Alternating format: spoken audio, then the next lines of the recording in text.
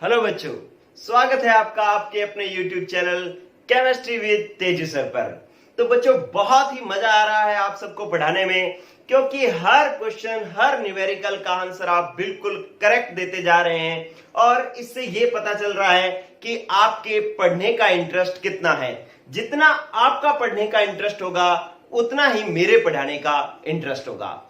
तो इलेक्ट्रोकेमिस्ट्री के अगले चरण में हम पढ़ रहे हैं एपिसोड नंबर 6, जिसमें हम फैराडे का दूसरा नियम पढ़ेंगे। विद्युत अपघटन के नियम पढ़ रहे हैं, जिसमें फैराडे का प्रथम नियम हमने पढ़ लिया था। आज पढ़ेंगे अपने फैराडे का दूसरा नियम।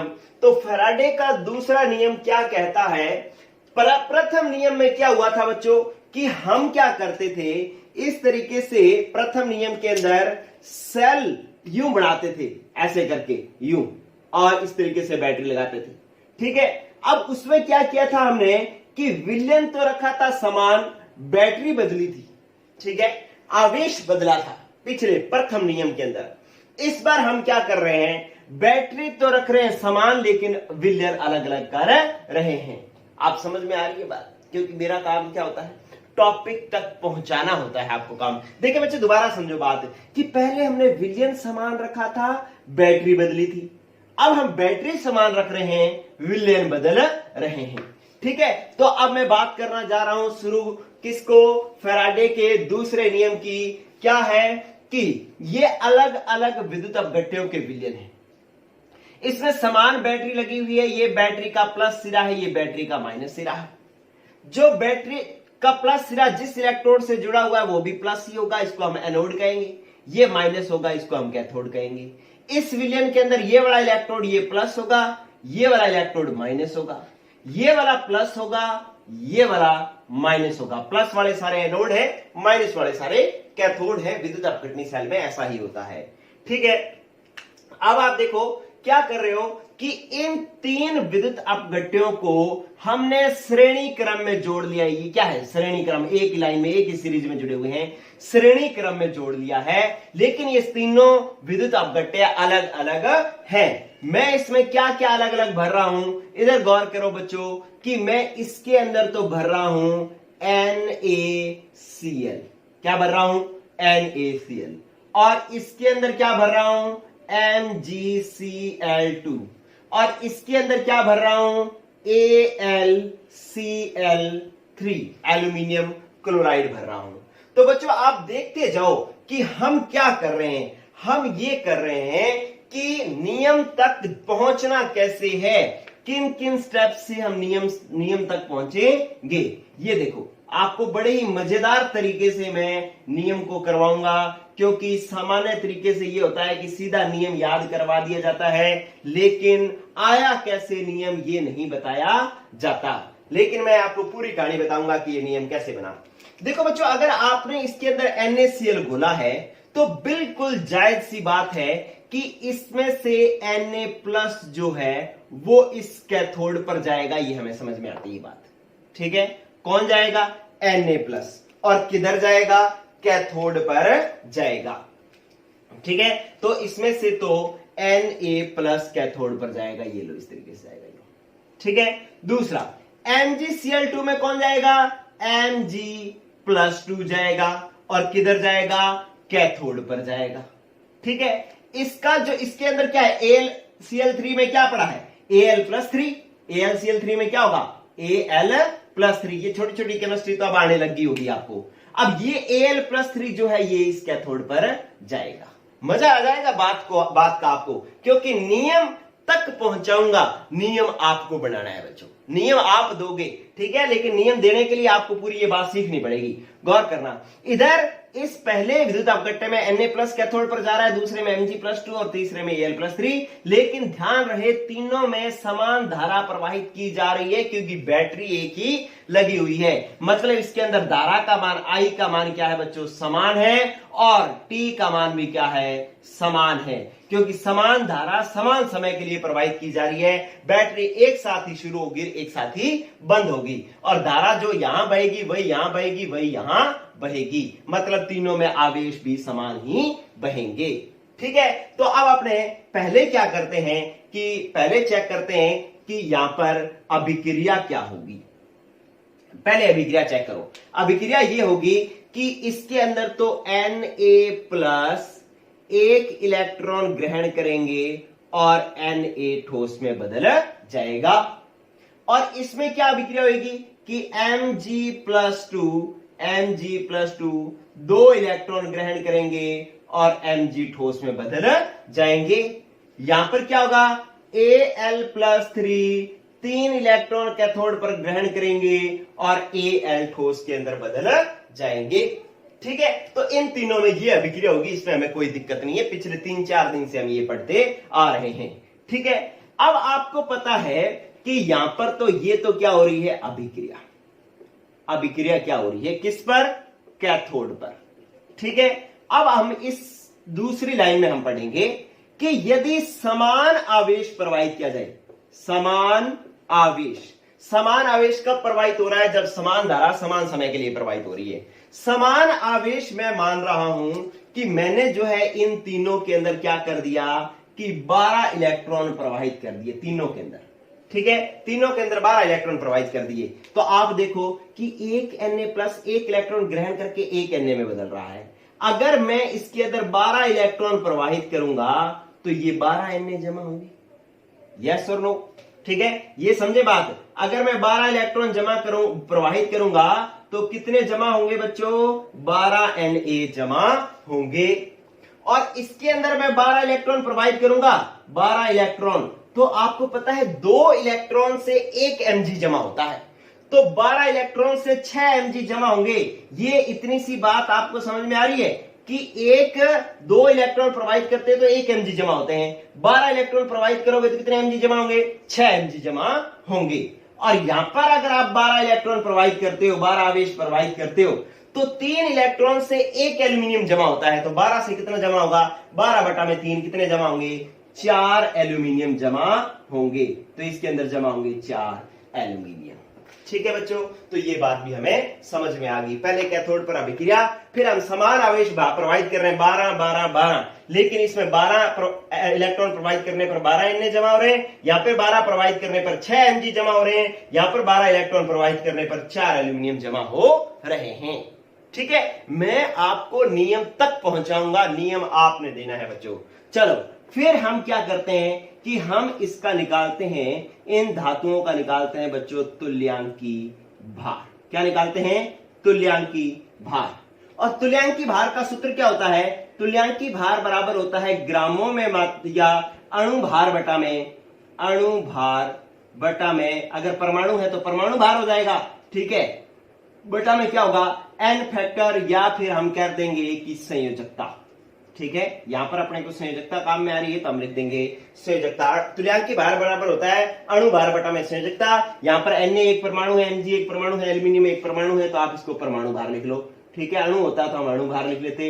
तो परमाणु भार बटा में संयोजकता होता है तुल्यांकी भार का सूत्र। ठीक है, तो अब यहां पर पहले Na का तुल्यांकी भार निकालो। Na का तुल्यांकी भार क्या, Na का तुल्यांकी भार बराबर होगा कि Na का परमाणु भार Na का कितना होता है 23, और बटा में संयोजकता, Na की संयोजकता कितनी है +1, तो 1 से भाग दिया, कितना आया 23। तो ये आ गया तुल्यांकी भार किसका, Na का। अब अपने Mg का तुल्यांकी भार निकालते हैं। Mg का परमाणु भार होता है 24 और संयोजकता Mg की कितनी है +2, तो 2 से भाग दिया, कितना आ गया बच्चों 12। ठीक है, आपको जो मैं ये बता रहा हूं ना कहीं भी नहीं मिलेगा आपको। ठीक है, आपको कहीं बुक्स में, कहीं वीडियोस में नहीं मिलेगा। ठीक है, लेकिन मैं जो ये बता रहा हूं इससे आप नियम अपने आप ही बना लेंगे।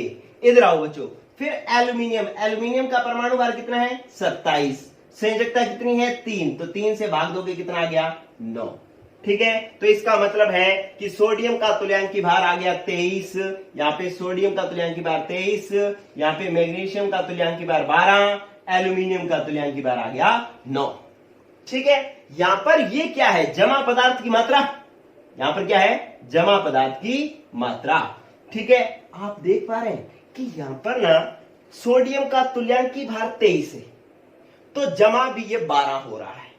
इसका तुल्यांकी भार 12 है, मतलब इससे तुल्यांकी भार क्या हो गया कम, तो जमा पदार्थ की मात्रा भी कम होगी। ये 12 Na थी, ये 6 ही है, ठीक है, तो तुल्यांकी भार कम हुआ तो जमा पदार्थ की मात्रा भी कम होगी।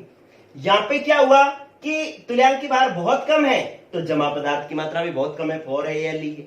ठीक है, तो ये दोबारा समझे आप कि इन दोनों में कोई रिलेशन बन पा रहा है क्या, इन दोनों में कोई संबंध बन रहा है या बन तो रहा है क्या कि ये ज्यादा जमा हो रहा है इन समय, ये 12, 6, 4 ज्यादा जमा हो रहा है तो इसका तुल्यांकी भार भी ज्यादा है, कम जमा हो रहा है तो तुल्यांकी भार भी कम है, बहुत कम जमा हो रहा है तो बहुत कम तुल्यांकी भार है। तो इसका मतलब है कि जमा पदार्थ की मात्रा और तुल्यांकी भार में संबंध आ गया है। फटाफट बोल दो, यही दूसरा फैराडे का नियम बच्चों, फटाफट बोल दो फैराडे का दूसरा नियम क्या बना, इन दोनों को देख करके बोल दो कि जमा पदार्थ की मात्रा और तुल्यांकी भार में क्या संबंध आ गया। जो ये संबंध है ना, यही फैराडे का द्वितीय नियम है। ठीक है बच्चों, कमेंट करके बताओ मेरे को कि कितने लोगों ने ये नियम बोल दिया था। अब मैं आपको ये नियम करवा रहा हूं, इधर गौर करें कि इसका मतलब ये हो गया कि समान धारा समान समय के लिए भिन्न विद्युत अपघट्यों में प्रवाहित की जाए तो इलेक्ट्रोडों पर जमा पदार्थ की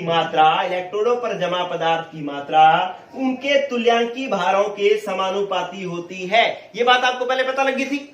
ईमानदारी से बताना, सभी लोग कमेंट करके बताना कि ये बात आपको मेरे से पहले पता लगी या नहीं लगी। ठीक है, मैंने आपको कहा था कि आप टॉपिक को ऐसा नहीं कि मैं पहले हेडिंग बता दूंगा फिर आप उसको याद करोगे। नो, टॉपिक हेड मतलब जो रूल है वो आपके पास पहले पहुंच जाएगा, आप खुद बना लेंगे।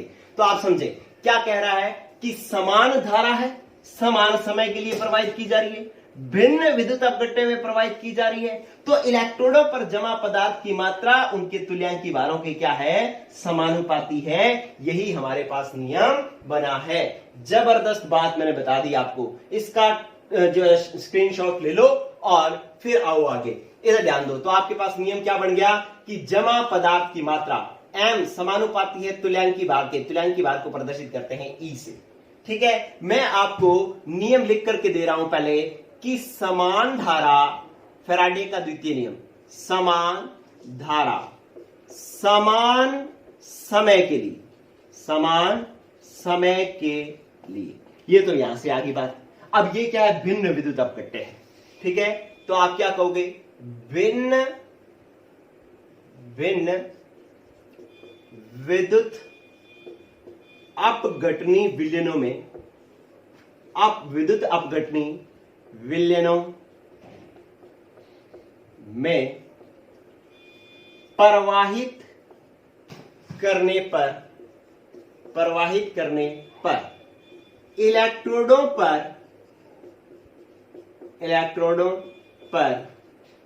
जमा पदार्थ की मात्रा उनके या अपघट्यों के तुल्यांकी भार के समानुपाती होती है। ये फैराडे का द्वितीय नियम है, बहुत बार 12th बोर्ड में पूछा गया है। ठीक है, आपको तो कोई समस्या ही नहीं है, 12th की तो कोई दिक्कत ही नहीं है। 12th वाले टॉपिक्स तो आपको खुद को अपने आप ही आएंगे। क्या है कि समान धारा समान समय के लिए भिन्न विद्युत अपघटनी विलयनों में प्रवाहित की जाए तो इलेक्ट्रोडों पर जमा पदार्थ की मात्रा क्या होती है, उनके तुल्यांकी भारों के समानुपाती होती है। तो ये आपके पास आ गया बच्चों फैराडे का द्वितीय नियम। अगर मैं इसको इस तरीके से लिखना चाहूं कि जमा पदार्थ की मात्रा समानुपाती है तुल्यांकी भार के, m समानुपाती है E के, E है तुल्यांकी भार। तो हमने ये फैराडे के द्वितीय नियम में हमने ये एक पॉइंट सीख लिया। ठीक है बच्चों, तो इसको मैं साफ करता हूं और नेक्स्ट चलता हूं इसमें आगे और क्या सीखना है, क्योंकि अलग अलग बुक्स में इसको फैराडे के द्वितीय नियम को अलग अलग तरीके से डिफाइन किया हुआ है। तो मैं सारे तरीके की डेफिनेशंस जो है यहीं पे बताऊंगा, क्योंकि एक ही डेफिनेशन से बाकी सारी डेफिनेशंस आएंगी। ठीक है, तो इसलिए जो है हमें घबराना नहीं है, हमें अलग अलग नहीं याद करना है। आपको ये समझ में आ गया ना तो दूसरा अपने आप समझ में आएगा। दूसरी परिभाषा बता रहा हूं फैराडे के द्वितीय नियम की, बता नहीं रहा आपको, मैं पहुंचा रहा हूं वहां तक। बता तो आप दोगे बच्चों, बता तो आप दोगे। ठीक है, ये साफ कर लो, ये आप स्क्रीनशॉट ले लो, मैं साफ कर दूंगा अभी। पहले इधर समझ लें। देखो क्या हो गया, आपको समझ में आ गया कि मैं दूसरा पॉइंट एक्सप्लेन कर रहा हूं कि m समानुपाती हो गया E के। ठीक है, तो अगर मैं क्या करूं, इसके दो फॉर्मूले बनाऊं। क्या फॉर्मूला बनाऊं कि मैं एक लिखूं कि आपके पास m समानुपाती है E के, ठीक है।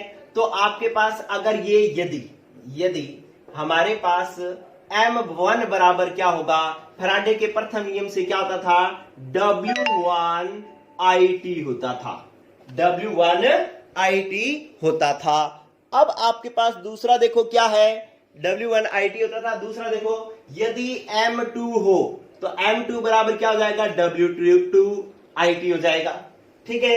अब आप क्या करो कि ये दोनों जो है इसके लिए M1 के लिए ये रख लो, M2 के लिए ये रख लो, तो आपके पास ये फॉर्मूला क्या बन जाएगा। और इसके लिए M1 होगा तो यहां पे क्या होगा, E1, और यहां पे क्या होगा, E2, ठीक है। तो अब आप क्या कर लो कि समीकरण 1 में आप पहले ना थोड़ा सा इजी और कर लो। क्या करो कि इसका अब आप करो कि M1 समानुपाती है E1 के और M2 समानुपाती है किसके, E2 के। अरे M समानुपाती E है तो M1 समानुपाती हो गया E1, M2 समानुपाती हो गया E2। इसमें ये समीकरण नंबर हमारी 1 है, ये समीकरण नंबर 2 है। तो हम क्या करेंगे, 1 में 2 का भाग देंगे, तो M1 बटा में M2, समानुपाती से समानुपाती कट जाएगा, बराबर आ जाएगा, और ये आ जाएगा E1 बटा में E2, ठीक है। तो આપણે ये लिख सकते हैं कि M1 समानुपाती E1 भाग दिया M2 समानुपाती E2, समानुपाती समानुपाती कट गया, बराबर का निशान आ गया, ठीक है। तो ये भी हमारे पास एक फॉर्मूला है जो हमें काम में आएगा। चलो अब और देखो आप कि क्या हो गया कि आप M का मान रखो, M1 का मान रखो। M1 का मान आपके पास क्या हो गया, W1IT आप ये कर लो, M1 बटा में M2 बराबर, M1 का मान रखो W1IT, M2 का मान रखो W2IT बराबर क्या हो गया, E1 E2, ठीक है। अब आप क्या करो कि ये जो IT समान धारा समान समय के लिए ये तो दो काट, ठीक है। तो अब क्या बच गया, W1 बटा में W2, ठीक है। M1 बटा में M2 बराबर है W1 बटा में W2 बराबर है E1 बटा में E2। तो ये वाला नियम तो हमने पहले दे दिया, अब हम ये वाला नियम इन दोनों के बीच में संबंध देते हैं। ये दोनों का संबंध क्या आ गया कि आपको हो गया W1 बटा में W2 बराबर E1 बटा में E2। इसका मतलब है W समानुपाती है किसके बच्चों, E के समानुपाती है, ठीक है। तो ये बात आ गई। दूसरी ये आपने सीख लिया बच्चों। दूसरा पॉइंट बता दो क्या है दूसरा पॉइंट, ये क्या है, रासायनिक तुल्यांक। ये क्या है, तुल्यांकी भार। इसका मतलब क्या हो गया कि किसी विद्युत अपघट्य के लिए उसका रासायनिक तुल्यांकी भार के समानुपाती होता है। रासायनिक तुल्यांकी भार के समानुपाती होता है, ठीक है। क्योंकि ये आपने कुछ इसके लिए कुछ नहीं किया, आपने पहली बात M समानुपाती E यहां से बना लिया था, ठीक है। M का मान फैराडे के प्रथम नियम से W1IT था, तो M1 W1IT, M2 W2IT, ठीक है। इनकी जगह हमने मान रख दिए, ये M1 समानुपाती E1, M2 समानुपाती E1, ये कर दिया आपने, ठीक है। अब M1 का मान रख दिया, M2 का मान रख दिया, IT से IT कट गया, W1 बटा में W2 बराबर I1 बटा में I2। जब हम किसी को ऐसा लिख सकते हैं 1 बटा में 2, 1 बटा में 2, तो ये दोनों राशियां आपस में क्या होती हैं, समानुपाती होती हैं। अगर ये बराबर हो तो हमने W समानुपाती क्या कर दिया, E, ठीक है। थोड़ी सी मैथ आपको पता होनी चाहिए। तो अब आपके पास दूसरा नियम क्या बन गया, फैराडे के द्वितीय नियम के अनुसार एक की बात ये भी बनती है कि किसी विद्युत अपघट्य के लिए जो उसका विद्युत रासायनिक तुल्यांक होता है वो उसके तुल्यांकी भार के समानुपाती होता है। ये रासायनिक तुल्यांक, ये तुल्यांकी भार दोनों एक दूसरे के क्या है, समानुपाती। तो ये आपके पास हो गया दूसरा पॉइंट। फिर आप तीसरा पॉइंट और समझो बच्चों, इसी फैराडे के दूसरे नियम से। ये आपके पास अपने आप बना है। अब देखो तीसरा पॉइंट भी अपने आप बनेगा। क्या बनाना है आपको तीसरा पॉइंट, तीसरा पॉइंट ये बन गया कि आपने ये समझ लिया कि आपके पास M1 बटा में M2 बराबर है E1 बटा में E2, ठीक है। ये इसको आप कैसे लिख सकते हो, ऐसे लिख सकते हैं M1 अनुपात M2। अरे बटा वाले को हम क्या कहते हैं, अनुपात ही कहते हैं। अगर मैंने किसी को लिख दिया ना, ये थोड़ी सी मैथ है, A बटा में B लिख दिया तो ये A और B का क्या है, अनुपात है, ठीक है, ये थोड़ी सी मैथ जो है अपने को पता होना चाहिए। तो a बटा में b को हम a अनुपात b भी लिख सकते हैं। तो मैंने m बटा में m2 को m1 अनुपात m2 लिख दिया, बराबर ये E1 बटा में E2 क्या हो गया, E1 अनुपात E2 हो गया। ठीक है, तो अगर मैं 1 मान लू किसको, मैं 1 मान लू m Na, ठीक है, ये दो विद्युत अपघट्य ले लेता हूं Na और Mg।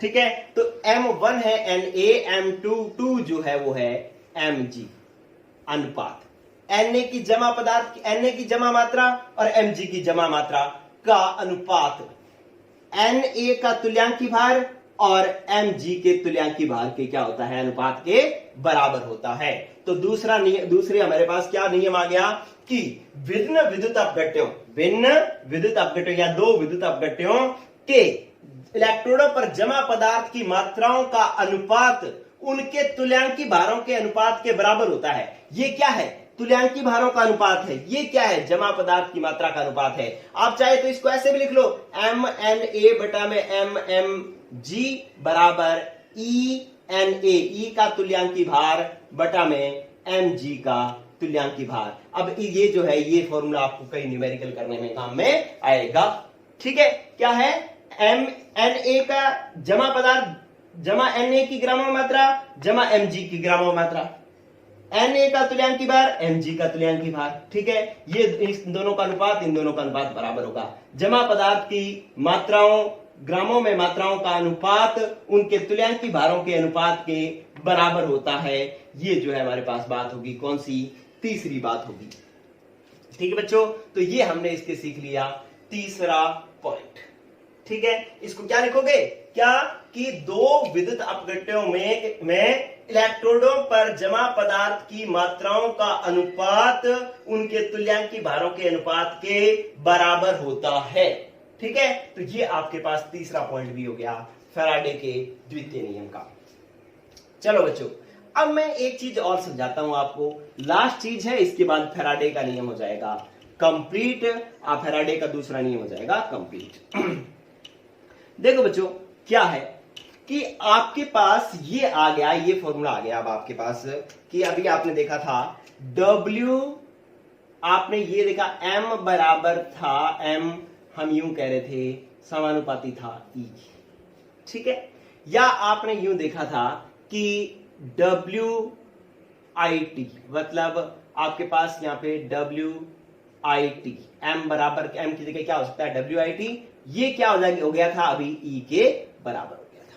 ठीक है, अगर मैं यहां पर IT क्या होता है, Q इक्वल टू IT होता है। ठीक है, तो यहां पर अपने Q लिख दें तो WQ बराबर क्या हो जाएगा E। ठीक है, अभी तीसरे पॉइंट में हमने ये फॉर्मूला निकाला था ना, तो अब देखो चौथा पॉइंट आप समझो क्या है। चौथा पॉइंट ये देखो क्या है, ये है कि आपके पास WQ इज इक्वल टू क्या हो गया E, क्योंकि IT की जगह मैंने क्या रख दिया बच्चों, Q रख दिया है, आवेश रख दिया है। ठीक है, अगर मैं ये करूं कि मान लो मैंने Ag प्लस को जमा करना है। ठीक है, Ag प्लस का तुल्यांकी भार जो होता है, तुल्यांकी भार जो होता है वो 108 होता है। ठीक है, 108 होता है, जिसको हम इसका 1 ग्राम तुल्यांक कहते हैं। क्या कहते हैं इसको, इसका 1 ग्राम तुल्यांक कहते हैं। अभी मैं एक जबरदस्त चौथा पॉइंट समझा रहा हूं, इसका गौर करते जाना। क्या, अब अपने पास E जो है वो क्या है, अपने पास इसका मतलब तुल्यांकी भार E जो है वो आ गया है 108। ठीक है, W क्या था, रासायनिक तुल्यांक था। क्या होता था रासायनिक तुल्यांक, कि यदि 1 एम्पीयर की धारा 1 सेकंड तक प्रवाहित की जाए तो किसी इलेक्ट्रोड पर जमा पदार्थ की मात्रा को उसका रासायनिक तुल्यांक कहते हैं। और ये हर पदार्थ के लिए नियत होता है। Ag प्लस का रासायनिक तुल्यांक जो W है वो है 0.00111180। ठीक है, ये इसका रासायनिक तुल्यांक होता है, ये ग्राम तुल्यांक होता है। ठीक है, अगर मैं चाहूं कि इसका 1 ग्राम तुल्यांक मतलब 108 ग्राम Ag जमा करने के लिए मुझे कितने आवेश की आवश्यकता होगी, कितने आवेश की आवश्यकता होगी, Q निकालना चाहूं तो Q मेरे पास कितना आएगा, Q आएगा तुल्यांकी भार बटा में रासायनिक तुल्यांक। Q कितना आएगा, तुल्यांकी भार बटा में रासायनिक तुल्यांक। तुल्यांक की भार कितना है 108। और ये जो रासायनिक तुल्यांक W है वो कितना है 0.001180। ये जो है आपके पास इसका रासायनिक तुल्यांक है। ये तुल्यांक की भार, ये रासायनिक तुल्यांक।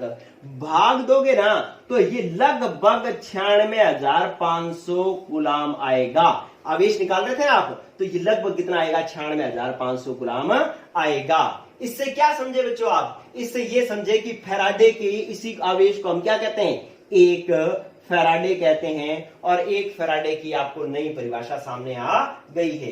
क्या है कि किसी पदार्थ का 1 ग्राम तुल्यांक इलेक्ट्रोड पर जमा करने के लिए जितने आवेश की आवश्यकता होती है, जितने आवेश की आवश्यकता होती है, वही एक फैराडे आवेश कहलाता है। ठीक है, अब मैंने Ag+ का कितना पदार्थ जमा किया है 1 ग्राम तुल्यांक। 1 ग्राम तुल्यांक कितना होता है 108 ग्राम। तो 108 ग्राम मैंने इसको जमा करना था। 108 ग्राम जमा करने के लिए कितने आवेश की आवश्यकता होगी? तो Q मैंने क्या लिखा है, कैसे निकाला? Q बराबर क्या निकाला, E बटा में W। ठीक है, E का मान बटा में W का मान। W ये फिक्स होता है, इसका ध्यान रख लेना कि 0.001180। ये 108 में जब इसका भाग दिया तो लगभग 96,500 कूलाम आया। इसी को हम एक फैराडे कहते हैं। तो इसका मतलब है कि एक फैराडे की एक नई परिभाषा आ गई है। क्या कि किसी पदार्थ का 1 ग्राम तुल्यांक इलेक्ट्रोड पर जमा करने के लिए जितने आवेश की आवश्यकता होती है वही क्या कहलाता है, एक फैराडे कहलाता है। ठीक है, तो मैं यहां पर एक फैराडे की परिभाषा लिख देता हूं। क्या होगी कि किसी अब पदार्थ में क्यों लिख रहा हूं, क्योंकि वो आपके पास कुछ भी हो सकता है, क्योंकि ये एनोड पर भी कुछ जमा हो सकता है, कैथोड पर भी कुछ जमा हो सकता है। किसी पदार्थ का 1 ग्राम तुल्यांक इलेक्ट्रोड पर, ये इलेक्ट्रोड है, इलेक्ट्रोड पर निक्षेपित करने के लिए जितने आवेश की आवश्यकता होती है, जितने आवेश की आवश्यकता होती है, उसी आवेश को क्या कहते हैं, एक फैराडे आवेश कहते हैं। एक फैराडे आवेश कहते हैं। ठीक है, तो इसको जमा करने के लिए 96,500 कूलाम आवेश की आवश्यकता थी। यही आवेश क्या होता है बच्चों, एक फैराडे होता है। ठीक है, तो ये आपने 4 पॉइंट फैराडे के दूसरे नियम के पढ़ लिए। अगर आप इसको समझ पाओ ना तो इसका एक फॉर्मूला बन गया, लास्ट एक और फॉर्मूला बन गया जिसको हम कई जगह न्यूमेरिकल में काम लेंगे। क्या फॉर्मूला बन गया कि आपके पास W बराबर E बटा में, क्योंकि आपके पास WQ बराबर E था, और W बराबर क्या हो जाएगा E बटा में Q। Q कितना है 96,500। तो इसका मतलब है ये फॉर्मूला बन गया हमारे पास W बराबर E बटा में 96,500, क्योंकि Q कितना आ रहा है 96,500 आ रहा है 1 ग्राम तुल्यांक जमा करने के लिए। तो ये W E के बीच में रिलेशन आ गया। W बराबर होता है E बटा में 96,500। तो ये एक फॉर्मूला भी हमें काम में आएगा। तो इसका मतलब आपके पास क्या था, फैराडे के प्रथम नियम से M बराबर WIT था। W का मान रख लो, W क्या है E बटा में 96,500 इंटू में क्या हो जाएगा IT। तो M बराबर ये वाला फॉर्मूला भी बन जाता है। ठीक है, तो ये बात हुई बच्चों फैराडे के दूसरे नियम की। आप ये सारी चीजें अच्छे से सीख लें, क्योंकि नेक्स्ट क्लास में हम फैराडे के द्वितीय नियम के करेंगे न्यूमेरिकल। बहुत सारे न्यूमेरिकल फैराडे के द्वितीय नियम से आपको कंपटीशन में मिलते हैं। ठीक है, तो अगले एपिसोड में अपने करेंगे फैराडे के द्वितीय नियम के न्यूमेरिकल्स। लेकिन एक बिल्कुल मतलब एक बहुत ही अच्छी न्यूज आप लोगों के लिए, क्योंकि मैं आपको कई दिन से कह रहा हूं कि इंग्लिश मीडियम केमिस्ट्री में शुरू करने जा रहा हूं। इसमें कौन सा चैप्टर शुरू करने जा रहा हूं ये मैंने अभी डिसाइड नहीं किया था। तो अब मैं डिसाइड कर रहा हूं बच्चों कि मैं चैप्टर शुरू करने जा रहा हूं इंग्लिश मीडियम में कोऑर्डिनेशन कंपाउंड जो है वो चैप्टर शुरू करने जा रहा हूं। क्यों करने जा रहा हूं कोऑर्डिनेशन कंपाउंड? मैं इसके साथ इंग्लिश मीडियम में ही इलेक्ट्रोकेमिस्ट्री शुरू कर सकता था, लेकिन कोऑर्डिनेशन कंपाउंड शुरू करने की एक वजह है।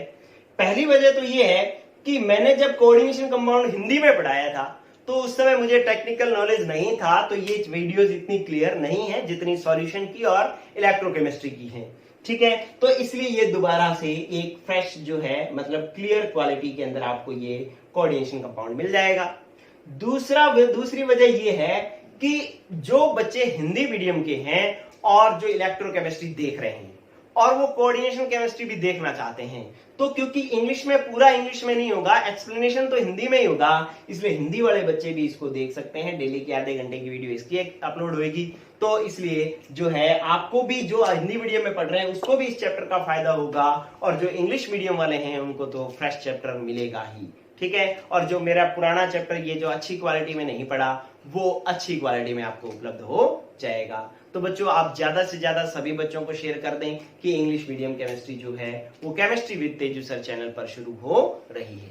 ठीक है, गुड लक बच्चों, पढ़ते रहो। मुझे बताना कि कितने लोगों ने ये रूल मेरे से आगे आगे चल चल के बनाते रहे थे। ठीक है, वो बच्चे मुझे अपना नाम जरूर शेयर करें। ओके, गुड लक बच्चों, पढ़ते रहो।